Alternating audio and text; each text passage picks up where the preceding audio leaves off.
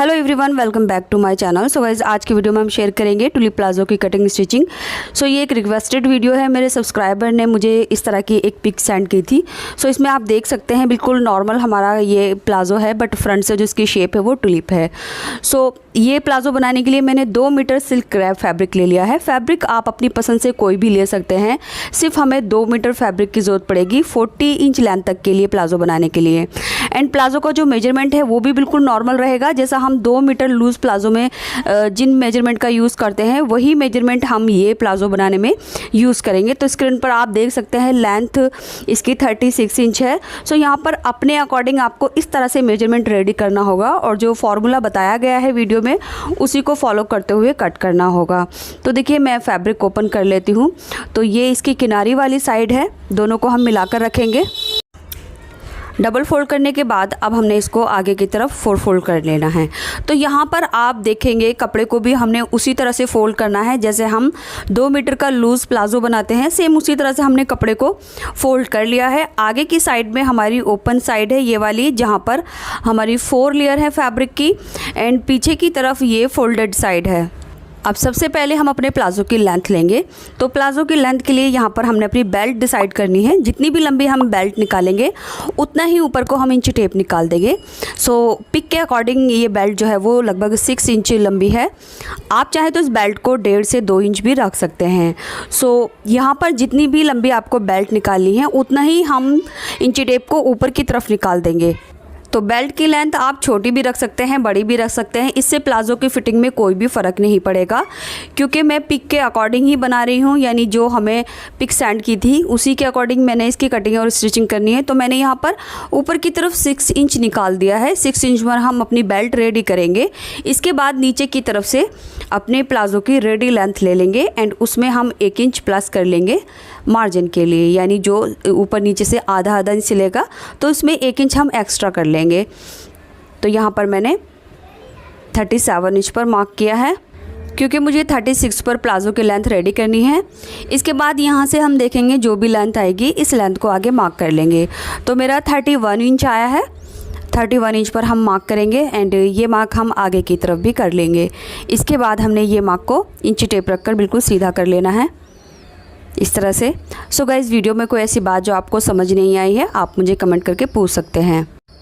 अब देखिए, फैब्रिक की हमारी जितनी भी चौड़ाई होगी उसका हाफ मार्क कर लेंगे एंड इस मार्क को हमने ऊपर की तरफ गोलाई देते हुए मार्क करना होगा इस तरह से। इसके बाद हमने नीचे जो सीधा मार्क किया है इसकी कटिंग कर लेंगे एंड ये जो कर्व शेप में मार्किंग की है इसकी कटिंग कर लेंगे। एंड ये जो साइड में हमारा फैब्रिक बच रहा है इसमें से हम अपनी बेल्ट बना लेंगे।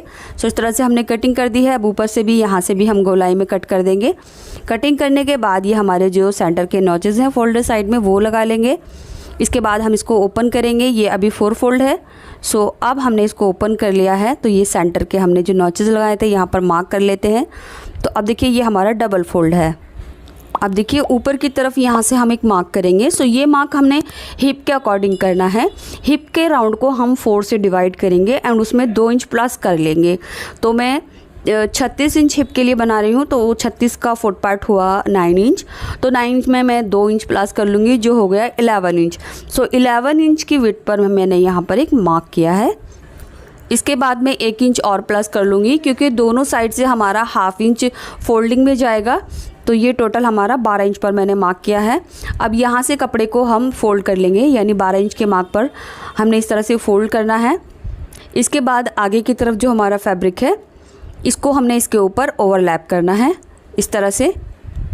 सो कुछ इस तरह से हमने ओवरलैप कर लिया है। देखिए, ये हम नीचे की तरफ जब इसको इस तरह से सीधा करेंगे तो ये कुछ इस तरह से आएगा। एंड नीचे जो हमने सेंटर का नॉचेस लगाए थे उसके जस्ट सामने ये टुलिप की शेप इस तरह से आएगी और ये ऊपर का सेंटर है। इसके बाद देखिए, इस सिरे से हमारा जो फैब्रिक है वो 2 इंच तक ओवरलैप नहीं हुआ है। सो जहाँ से ओवरलैप नहीं हुआ है ये हमारे क्रॉच की विड्थ रहेगी।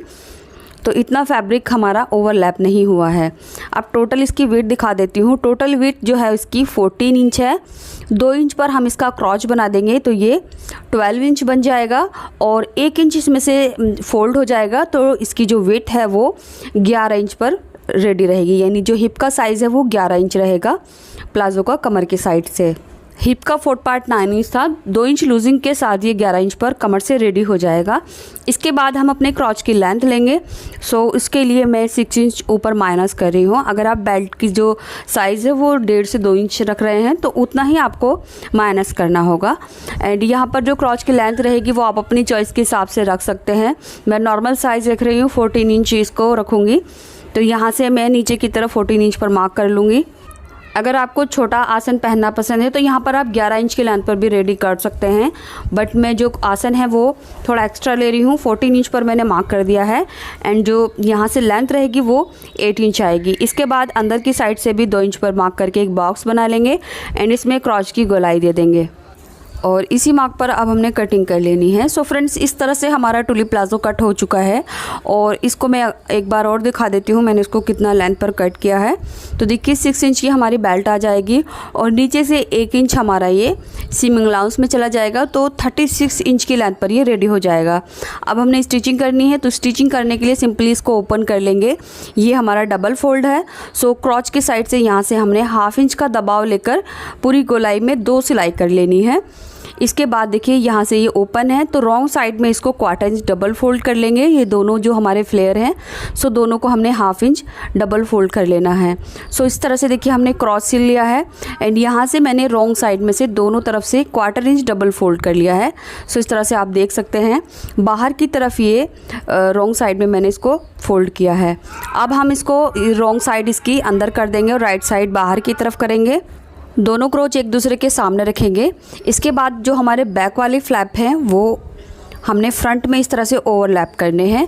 सो देखिए ये वाली साइड को हमने क्रॉच के बिल्कुल जस्ट बराबर ला कर रखना है। इस तरह से आप देख सकते हैं पहले हमने क्रॉच के सामने क्रॉच रखा एंड बैक वाला पार्ट फ्रंट के क्रॉच के बिल्कुल बराबर मिलाते हुए यहाँ पर एक पिन लगाकर सिक्योर कर देना है एंड अंदर वाला जो सिरा है उसको भी मैं पिन के साथ सिक्योर कर दूंगी, क्योंकि ये दोनों जो सिरे हैं वो हमने सिलाई के साथ एक दूसरे के साथ जॉइन करने हैं। अब बिल्कुल इसी तरह से हम दूसरा वाला फ्लैप भी ओवरलैप कर देंगे। सो ये भी हम क्रॉच के जस्ट बराबर रखकर पिन लगाएंगे और अंदर का जो ये वाला सिरा है इस पर भी पिन लगा देंगे। मैं पिन लगाकर बता रही हूँ, आप डायरेक्ट इस तरह से रखकर भी एक सिलाई लगा सकते हैं। सो इस तरह से जहाँ जहाँ मैंने पिन लगाई है यहाँ पर हमने सिलाई करनी है। सिलाई के साथ दोनों को आगे की तरफ से हमने जॉइंट कर देना है। अब प्लाजो का बॉटम देखिए, बॉटम की साइड से जो हमारी टुलिप शेप है वो कुछ इस तरह से आएगी। सो ये ओपन रहेंगे क्योंकि इसी तरह के प्लाजो की हमसे रिक्वेस्ट की गई थी, तो सेम हम वही बना रहे हैं। इसके बाद अब हमने इसकी बेल्ट रेडी करनी है। सो यहाँ चेक कर लेंगे। देखिए मैंने 11 इंच को इस पर इसको कट किया था, तो ओपन होने के बाद ये 22 इंच हो गया है, यानी डबल हो गया है। तो बेल्ट की जो चौड़ाई रहेगी वो भी हम 22 इंच लेंगे। तो देखिए बचे हुए फैब्रिक में से मैंने बेल्ट के लिए कपड़ा निकाल लिया है। इसकी जो लेंथ है वो मैंने 8.5 इंच ली है और जो लंबाई है वो हम अपने प्लाजो के कमर के हिसाब से ले लेंगे। तो यहाँ से 22 इंच ले लिया है। अब इसको हम डबल कर लेंगे तो ये 22 का डबल हो गया है। इसके बाद 1 इंच और ऐड कर लेंगे क्योंकि दोनों तरफ से आधा इंच हमारा सिलाई में जाएगा। तो ये जो बेल्ट है वो 22 इंच पर रेडी हो जाएगी। एक्स्ट्रा फैब्रिक यहाँ से कट कर लेंगे। सो बिल्कुल सिंपल जैसा हम नॉर्मल शलवार में अपनी बेल्ट लगाते हैं बिल्कुल वही हिसाब रखना है, उसी तरह से हमने बेल्ट रेडी करनी है। अब यहाँ से जो ओपन साइड है यहाँ से एक सिलाई कर देंगे एंड इसके बाद हम अपना नेफा फोल्ड कर लेंगे। तो लीजिए बेल्ट की हमने इस तरह से सिलाई लगा ली है और नेफा फोल्ड करने के बाद थोड़ी सी जगह हमने ओपन रखी है जहाँ से हम इलास्टिक इंसर्ट करेंगे एंड प्लाजो में हमने यहाँ पिन लगाई थी, यहाँ भी एक सिलाई लगा ली है। इसके बाद हमने प्लाजो से अपनी बेल्ट अटैच करनी है। तो बेल्ट का जो हमने सिलाई वाला पार्ट है वो फ्रंट क्रॉच के सामने रख लेंगे इस तरह से और पिन लगा देंगे।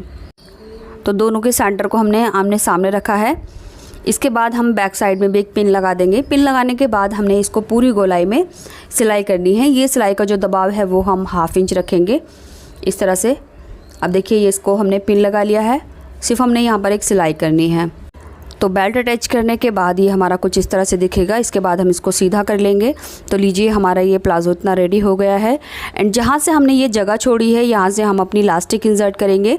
सो लास्टिक का जो हिसाब है वो हम कमर से लेंगे, यानी जितनी भी हमारी कमर है उसमें से हम 4 इंच माइनस कर देंगे और जितना भी बचेगा उतनी लास्टिक लेकर हम अपनी नेफे में लास्टिक डाल लेंगे। सो इस तरह से ये जो हमारा टुलिप प्लाज़ो है वो रेडी हो चुका है। अगर आप चाहें तो इसको बंद भी कर सकते हैं, यानी इसको यहाँ पर इस तरह से सेट करके ऊपर की तरफ एक सिलाई भी लगा सकते हैं। बट मैंने ये सिलाई इसलिए नहीं लगाई है क्योंकि जो रिक्वेस्ट थी वो इसी तरह के प्लाज़ो की थी, तो ये पार्ट मैंने स्किप कर दिया है। अगर आपको इस तरह से अनकंफर्टेबल लगता है तो फ्रंट की जो गोलाई वाली शेप आ रही है यहाँ से आपको एक सिलाई लगा लेनी है। सो इस तरह से ये बिल्कुल बंद हो जाएगा और यहाँ लाकर सिलाई को लॉक कर देना है। एंड गाइज़, अगर आप इस प्लाज़ो का फाइनल लुक देखना चाहते हैं, यानी इस प्लाज़ो को मैंने किस कुर्ती के साथ पहना है, तो उसका वीडियो आपको यहाँ एंड स्क्रीन पर पिन कमेंट और डिस्क्रिप्शन बॉक्स में मिल जाएगा। सो यहाँ से भी क्लिक करके आप डायरेक्ट इस प्लाज़ो की कुर्ती का और इस प्लाज़ो का फाइनल लुक देख सकते हैं। सो इसी के साथ हमारी वीडियो कंप्लीट होती है। मिलते हैं अगले वीडियो में। Thanks for